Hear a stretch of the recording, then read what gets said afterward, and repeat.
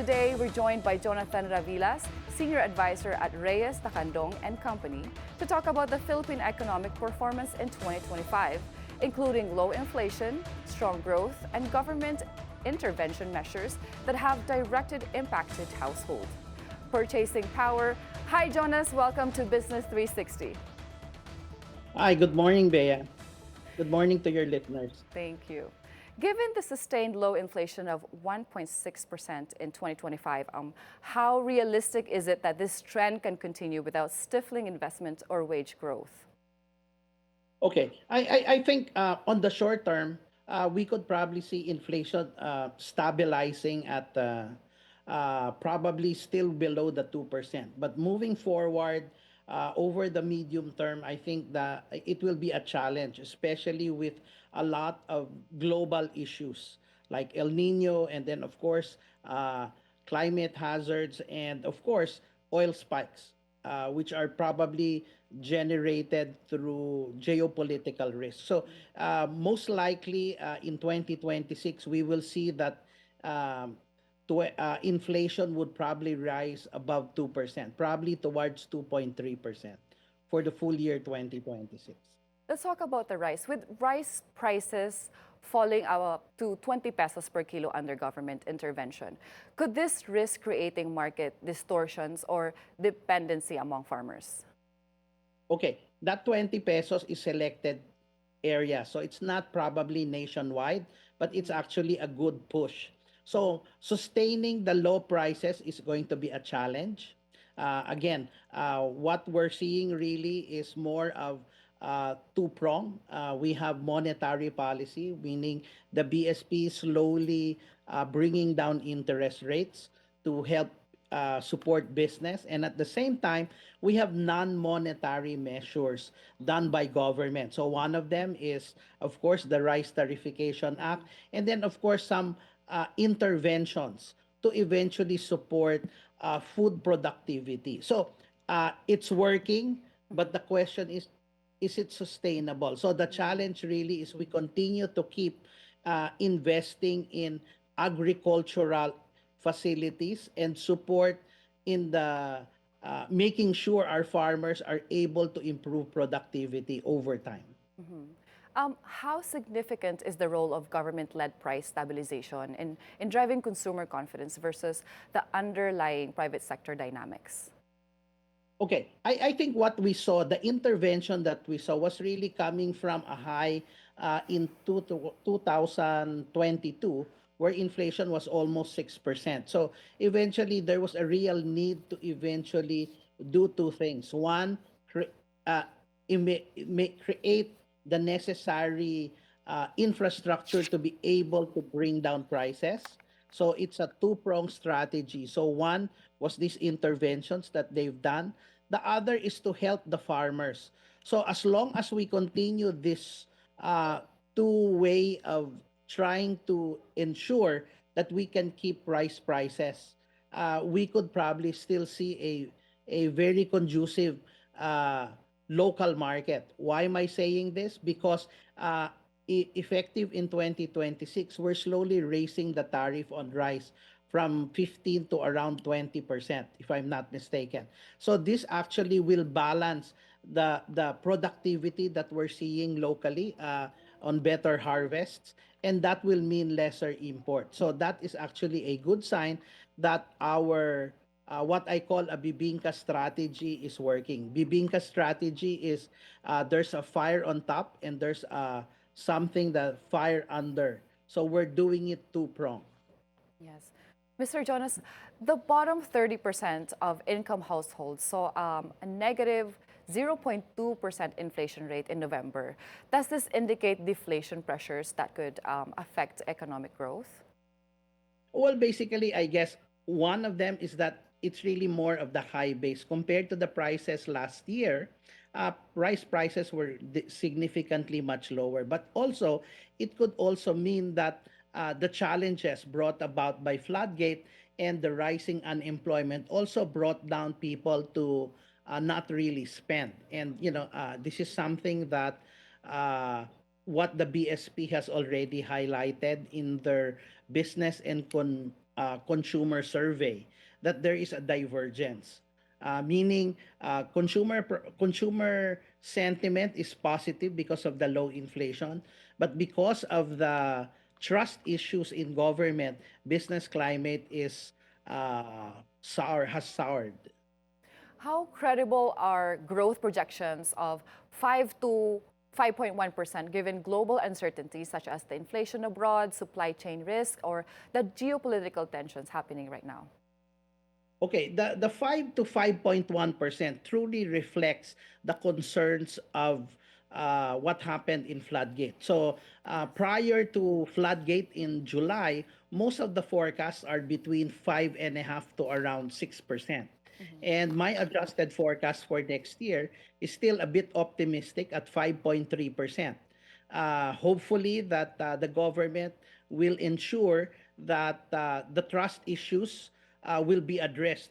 Primarily, this is transparency and accountability, and eventually ensuring that government spending is well tracked and everyone is accountable for it. So hopefully the 2026 budget is a much better prepared than what we saw from 2025.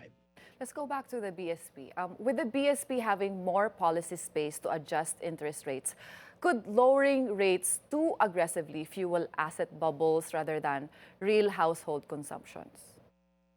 Well, rest assured that there are no asset bubbles. The market prices today are practically a bit lower. Again, there are many factors that have brought down prices. The other thing that the rate cuts that everyone is looking at is to eventually help restart the economy, especially after hitting a 4% GDP growth in the third quarter. This is something that we haven't seen since second quarter of 2023. But if we look at it from a longer term period, this was the lowest since 2011. So bringing down interest rate is something as a sort of appetizer for investors to start investing again. You have to understand that the situation of floodgate is like a person having a toothache, and it's very difficult to eat, especially during the holiday if you have a toothache. So, addressing the key issues of the toothache, which is transparency and accountability, will ensure hopefully your appetite will be back. And bringing down interest rate could be a very good appetizer. But how sustainable is the current economic performance if it relies heavily on government intervention and targeted support programs?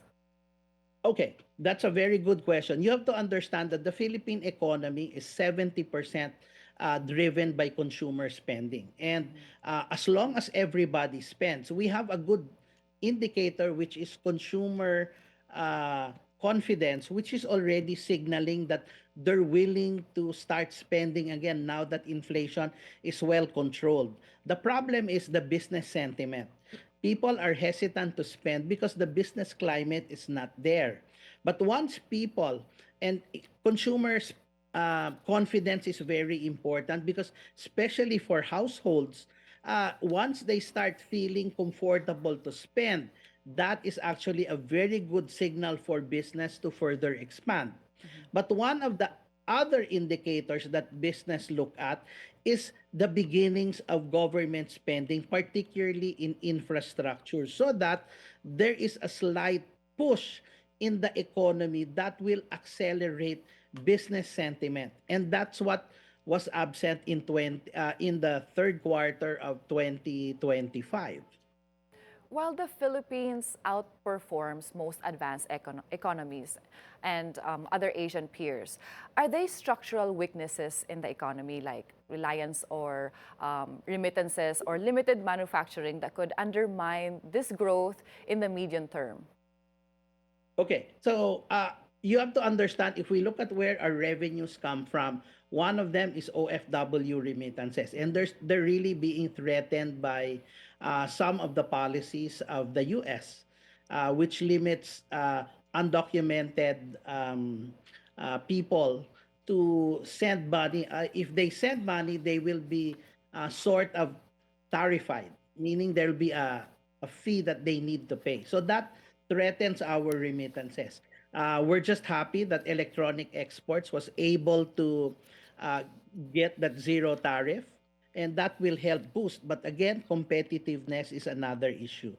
The third is the BPO sector, which continues to remain buoyant, but there are risks on the part of uh, companies, American companies that have are if there is that bill that is being passed, could eventually bring the BPOs back to the US, and that is a risk. We've seen recently JP Morgan Yes. and Amazon cutting people globally. Yes. And this is, again, an effect of AI. So there are a lot of risks aside from uh, domestic that could really affect. And that's the reason why most of the forecasts are in the low fives. If we were able to see strong consumption, uh, improved business sentiment, then that could rise to 5.5 to close to 6%. Another question. President Marcos's trust rating declined in November as VP Sara Duterte's rating improved. What are your thoughts on this?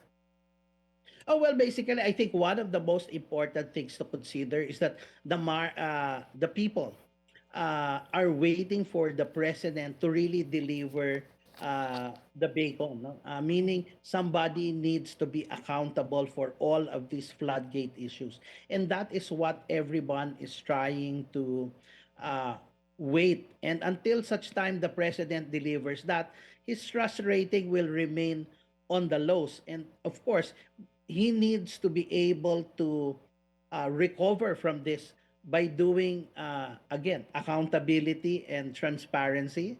He has already created steps to ensure that the trust restoration is in progress. The question is, we all want somebody to get jailed. So this is eventually what's keeping his ratings down. But if we were to look at on other fronts like inflation, then the president actually has a very good uh, something to brag about because he was able to bring down inflation over the last 3 years. Before I let you go, Mr. Jonas, what is your economic outlook for the first quarter and the rest of the 2026? Okay, I think for 2026, we're currently looking at around 5.3%. Uh, we are hopeful that we'll probably be back to over 5% in the first quarter. Again, this is something that's quite hopeful. Hopefully, that the government will eventually bring back the spending that is much needed to be able to uh, restart the economy. But again, you can lead the horse to the water, but you can't force it to drink. So, what we're expecting probably the BSP to cut policy rates. We're seeing the government doing all the necessary intervention, but the problem is it's really all about the trust issues. But once these trust issues are there, definitely we could see something better. What are those signs? If we get to see public private investments, private companies, especially those that are listed, being able to do infrastructure projects, then that is a show of confidence in the Philippine economy. And that's what we need to look for in the first quarter of 2026. Thank you for joining us, Jonas Ravilas, Senior Advisor at Reyes Tacandong and Company. Thank you, Bea, for having me. Happy New Year. Happy New Year.